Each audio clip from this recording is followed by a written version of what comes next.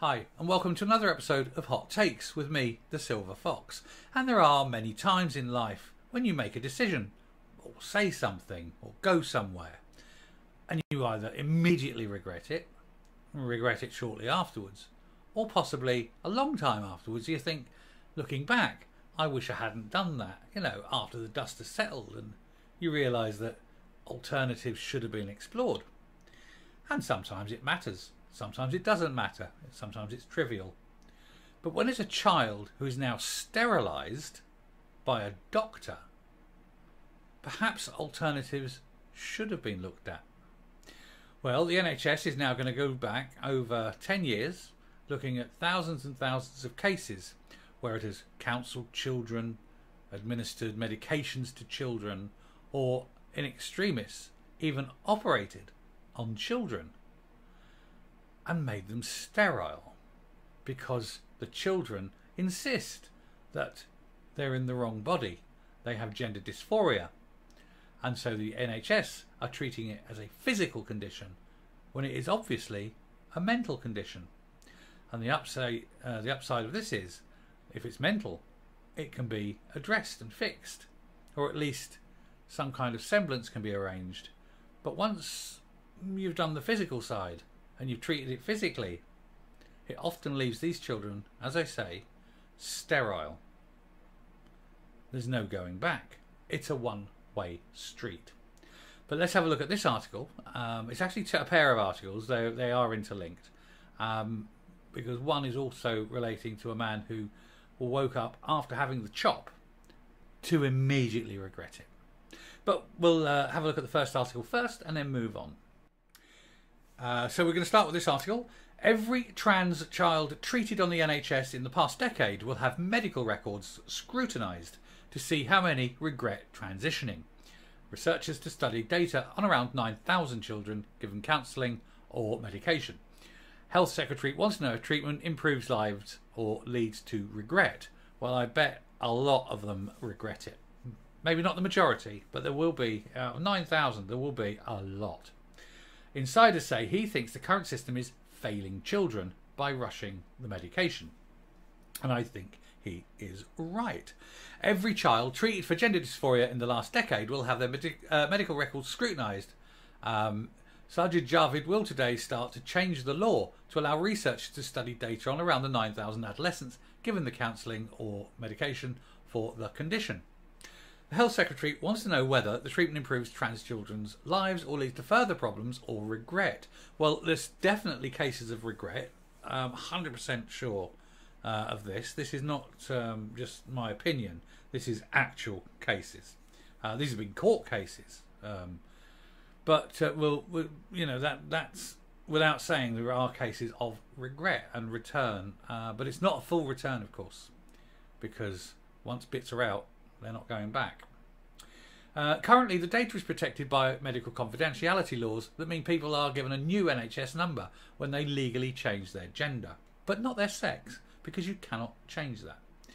Mr. Javid has expressed concern that some vulnerable youngsters are being wrongly prescribed powerful puberty blockers. Insiders claim he thinks the current system is failing children and has likened the uneasiness to speak out to officials for fear of, similar to the fear of investigating the Asian gangs. It follows several lawsuits against NHS gender clinics by patients who feel they were not challenged by more medics when they changed genders. Now, this is Kira Bell, who she went to hospital, became a boy, and then went back to being a girl because she realised she'd made a mistake. Her problem wasn't gender dysphoria; it was other systemic problems with her. But the doctors just couldn't wait to, basically experiment and Frankenstein her. So she's had to go to a court case, and she sued the Tavistock Trust, which said that she said that they sort of pushed her straight down this track, fast-tracked her into it. Anyway, clinics in London, Leeds and Bristol, run by the Tavistock and Portman NHS Foundation Trust, are England's only specialist services for trans children, and it's been accused of being too willing to prescribe life-altering treatments and medications that can permanently warp patients' hormones. Permanently is the important word there.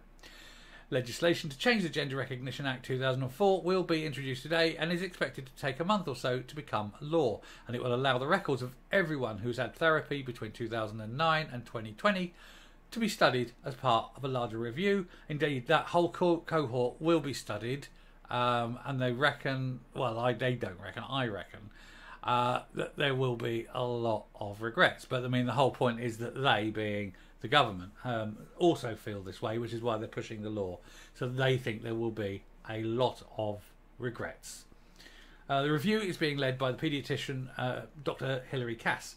It will also look at the reasons behind an increase in referrals in recent years. I'm going to say trans lobby pushing. And why the increase has disproportionately been among girls, because everything is to do with cancelling girls, cancelling women, and so the girls that are vulnerable are thinking, oh, I must become a boy, that way I'm not going to get cancelled. A government source says it's crucial to the relevant data is made available to Dr. Cass as part of her independent review.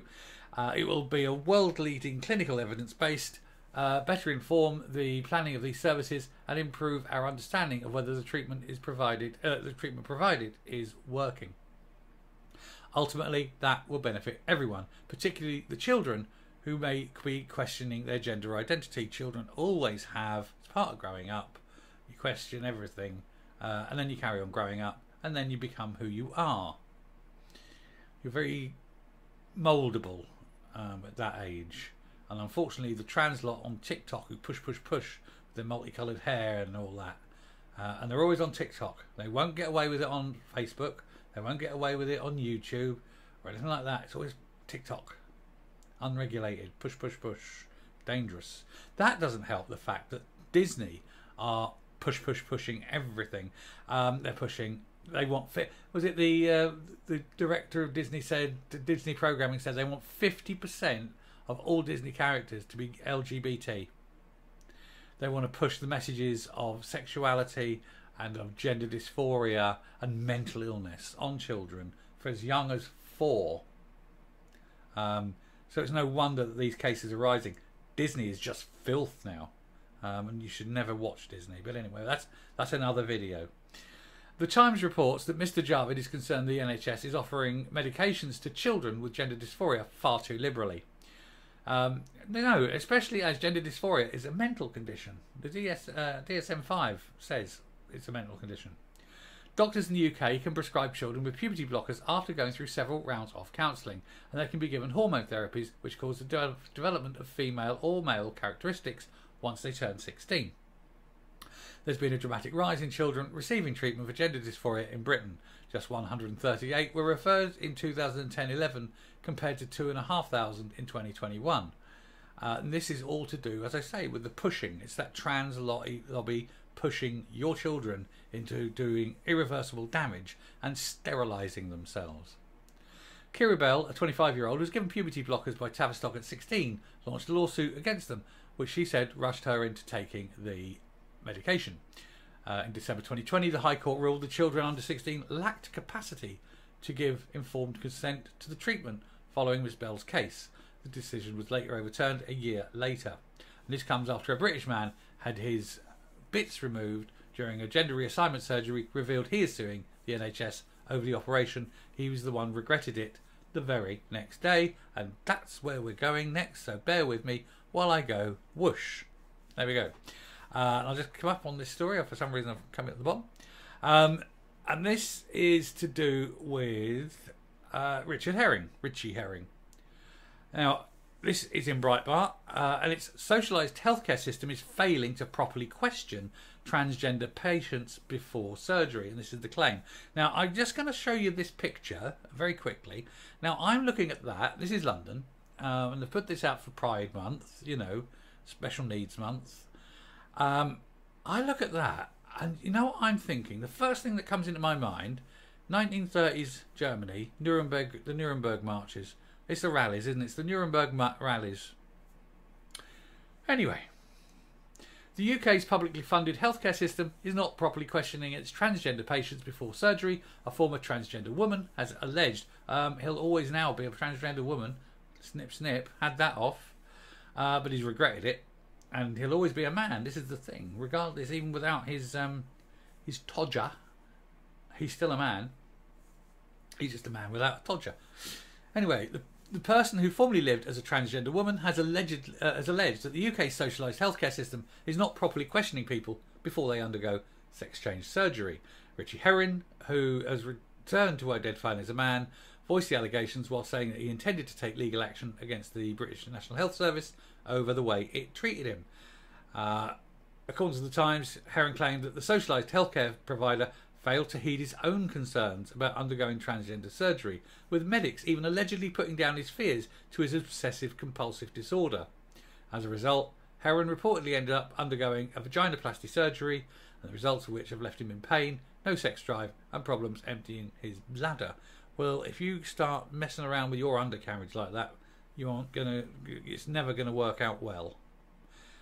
They're saying it's like a conveyor belt system going on where they just try to rush people through as quickly as possible. Yes, because doctors aren't allowed to criticise. Because the moment they criticise, the tiny minority of the mentally ill, the trans lobby, start calling them ists and phobes and threatening behaviour, and there's threats of violence and all this.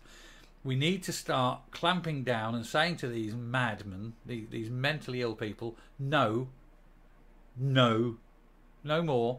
Shut up, go away, we don't care. And reject it. And stop treating trans issues as physical ailments and start treating them for what they are, which is mental ailments. And any threats that the trans lobby do, make it serious. Make it terrorism. Because that's what it is.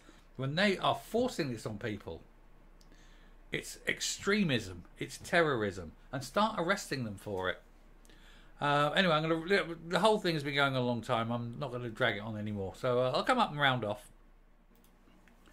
So with the news there from Parliament and the Health Secretary, and a lot of places now showing that there is regret, there are people who are pushing back against it and saying, actually, no, it is wrong. It seems the tide is turning, and it's not before time. We keep rushing children into these acts, no thought as to the future. And you're sterilising children. And when you get hospitals sterilising children on a scale like this, it's very much, we're going back again to camps in which people concentrated very hard. And I'm thinking doctors like Mengele, and they're off for the ghoulie operations. That's where we're at. We're actually at this point. The NHS is turning into that thing. Anyway, before I get too angry about it, I'll stop. If you like what you hear and see on the channel, please hit the subscribe button if you haven't already. Ring the bell for future notifications. Leave a like, leave a comment. And until next time, stay safe, stay well, and goodbye.